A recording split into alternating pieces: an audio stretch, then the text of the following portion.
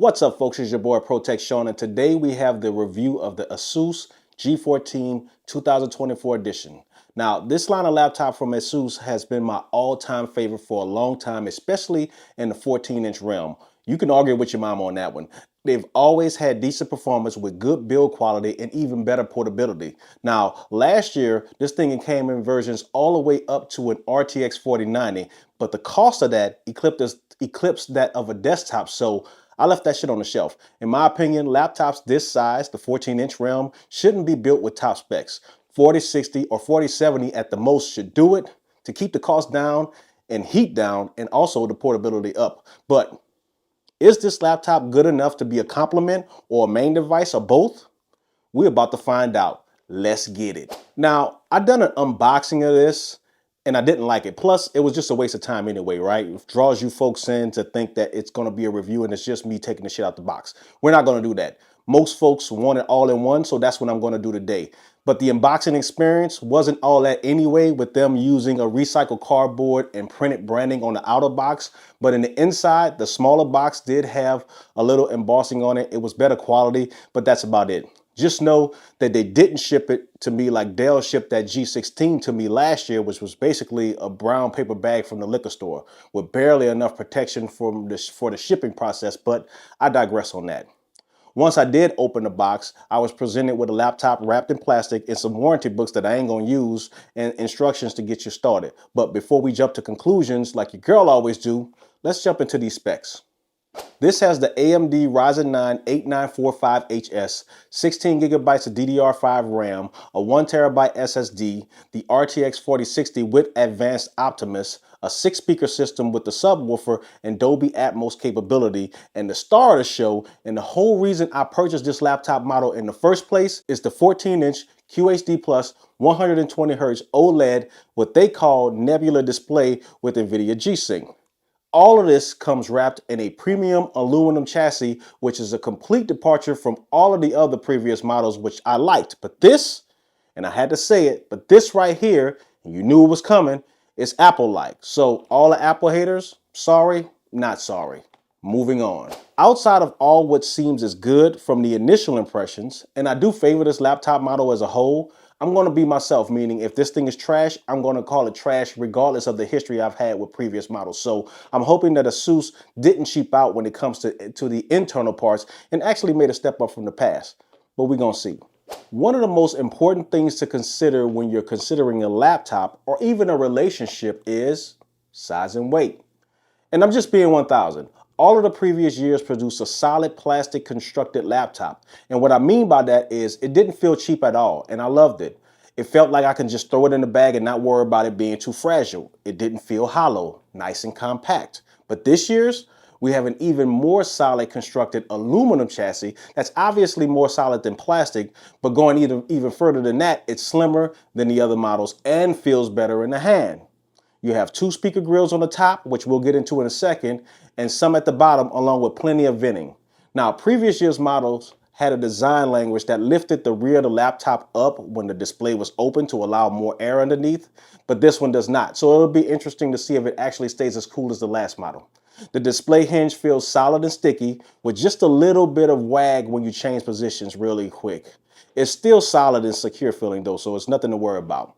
Now on the hood, we have an embossed ROG branding this time, which was a metal tab before. So that's a nice upgrade, but also added was a questionable, what I think is a questionable LED reflective strip with LED lights in it. And I don't know about this. I get that you needed something up there, but you could have moved the branding there or put an actual ROG logo there, or get this, put nothing. I would have been satisfied with that. I'm not saying I hate it, but I absolutely don't love it either. Now, there are no RGB lighting elements with the exception of the keyboard, which is one zone, and that trash, I'm going to call it trash, strip on the lid, which is a bunch of LEDs in there, which is just okay. Again, I wish that it would have been an ROG logo, even if it was without lighting, but I assumed it would have costed more, and this laptop was already $1,600, so I get it. Ports are about as good as it gets for a laptop this size. On the right side, you have a micro SD card slot, which I wish was a full size. I don't know why ASUS is playing with our emotions. a USB-A port, and a USB-C that's also a 10 gigabit display port. On the left side, you have a power input, HDMI 2.1 out, a 40 gigabit Thunderbolt 4 port, which is different because in the past, you could only find Thunderbolt ports on units with Intel processors. Another USB-A port and a headphone microphone combo jack. And on the ass end, you have nothing but a tiny, really tiny Zephyrus branding and indicator lights you could only see when the laptop is closed and you're looking at it from the back. Pause. On the top of the display, you do have a camera with Windows Hello capability, so that's a nice touch. Now, before I get all into the good stuff, let's talk about these guts. The inside of the G14 is pretty much run-of-the-mill. We have 3 cooling fans, some piping, the Wi-Fi card, and an SSD card slot.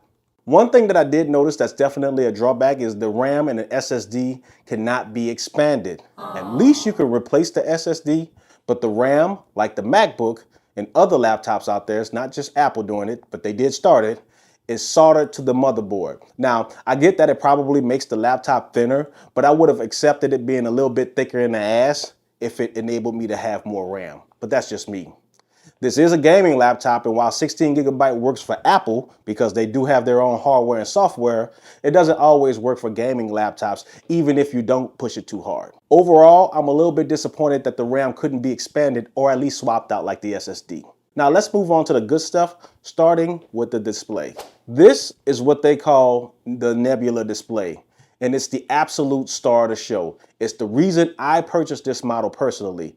It's bright, pixel dense, and crispy like fresh chicken out the grease. And what is light bleed or IPS glow when you have an OLED? Well, let me help you out. You don't have it. I've been waiting a long time for laptops and monitors for that matter to start being put out with OLED displays, and I'm glad the time has finally come that we see them on the regular, because this screen is an absolute joy to look at. It's just as pixel dense as an iPad or a Samsung tablet, but maybe not the exact PPI, so PPI patrols, stay out of my comments. But so close, you can't even tell a difference. Gaming on this display is amazing if you're a pixel peeper like myself. It's smooth, crisp, and the HDR is great. Saturated colors are outstanding, and because you get those deep blacks, the depth is on another level. Playing Spider-Man with that deep red really made me enjoy a game I've already played through again because it feels like an entirely different experience. It's like going to the theater and watching a movie and then bringing that movie back home and watching it on a 4K HDR OLED TV. The experience is just going to hit different. You're going to see details that you didn't see at the movie theater. I know some folks out there will bitch and complain about the colors being unrealistic because it's so saturated, but you can tone those down. But at the same time, we're not photo or video editing. It's a damn video game, and all of this shit is fake. So let those colors pop like you know what at a strip club on payday, and you know what I'm talking about. Viewing angles are great with just a tad bit of blue tint when you're looking at it from an extreme angle, which you probably won't notice unless you're looking for it or because I told you. So don't. The only thing that I did notice, like a QD OLED display, is if you have a lot of light in the room, the screen will not look as pitch black when it's off like an LCD display. And you can see that clearly because the bezels are darker than the display itself. But it's just like my Sony QD OLED TV. You'll only notice it if you're looking for it. During normal viewing and gameplay, it's a non-issue, but I just thought I'd bring that up. It's no secret that Alienware and Lenovo have always been my personal favorite keyboards. But this is so close, we could easily call it 1C, with Alienware and Lenovo being 1A and 1B respectively. The key travel is spot on, and the keys are just the right size. And I'm loving that they never changed the shortcuts on the top for the volume, muting the mic, and the Armory Crate shortcuts. And even though the key bed is white, which I don't prefer, the one-zone RGB lighting looks great. It's nice and even with little to no light bleed. My only wish is that the keyboard was black because these will definitely get dirty with time like a man approaching his 40s. The trackpad is surprisingly good. I've always rated Apple and Razer as the king of trackpad construction, but ASUS stood on their business with this one. It's big, smooth, and stiff with no loose ends and weird creaking sounds like that Cougar I met like other manufacturers that we've seen out there. It sits in the middle of the chassis so my OCD stays in check and I can type away without mistakenly tapping the trackpad, moving my mouse cursor to another spot, making my words look Russian because I wasn't paying attention. So good job on this. Outside of the display, the speakers come in a really, really close second when it comes to an upgrade. They're loud, clear, and crisp with some actual low end. They say it has 6 speakers, and I can tell. And I'm glad that they do have the 2 on the top, just like the MacBook, because the clarity is even better and I can actually hear some separation of sound when playing music or games. I have no complaints, but I do have a nitpick, and I just wish that the low end had more impact. But I'm not complaining.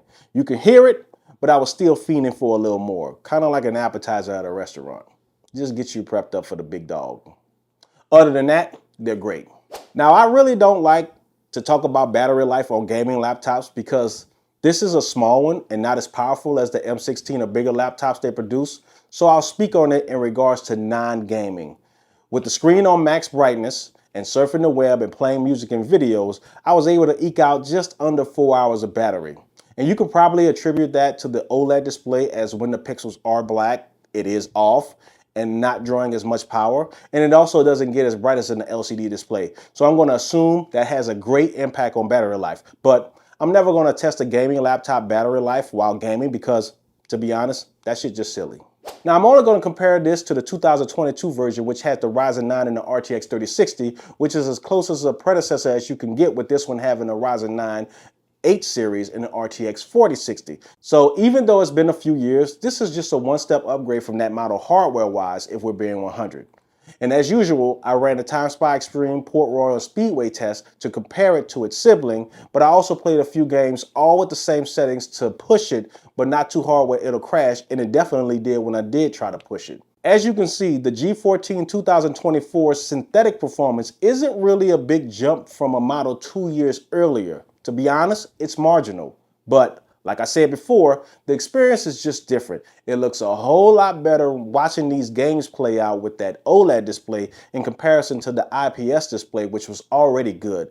But let's see how this translates to real world gaming. Once again, as you can see, the real world performance actually reflects the synthetic test, which is normal. The G14 2024 again had a marginal increase in performance from the 2022 model, which is crazy, but again, the experience is a whole lot different. Playing Shadow of the Tomb Raider, Lara Croft looked like she was literally floating inside of my screen. And anything that is considered metal and has a reflection in the game just pops like real metal reflections. It just sucks that you can't see what I see through YouTube, because if you did, you'd feel just how I feel playing these games through again.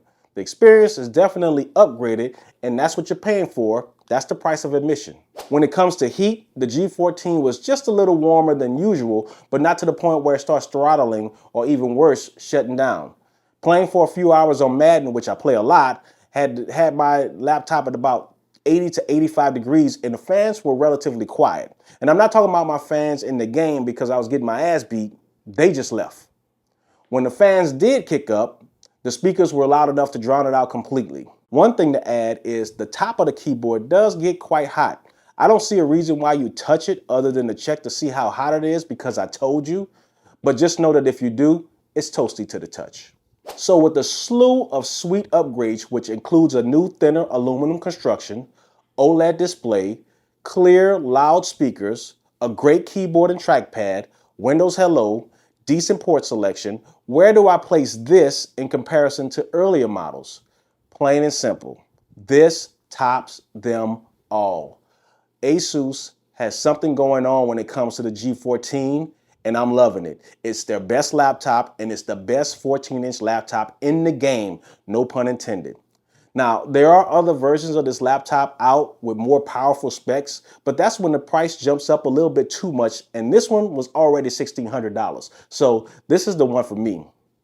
I do highly recommend this laptop for those non-competitive gamers because it's only 120 Hertz, or those strictly into adventure, sports, or playing through campaign types of games, because you still get to enjoy that display even more, and that's all me, buddy. But would I buy it today? To be honest, probably not. And that's only because ASUS is known to drop prices a few months after release. So I will wait until then. I mean, last year's model is already last year's model is already $600 cheaper. But this one I'm keeping because I already got it. That's all I have, folks. Thanks for watching. Like and subscribe if you like the vibe. Y'all stay safe, stay healthy, and stay out of trouble. Deuces.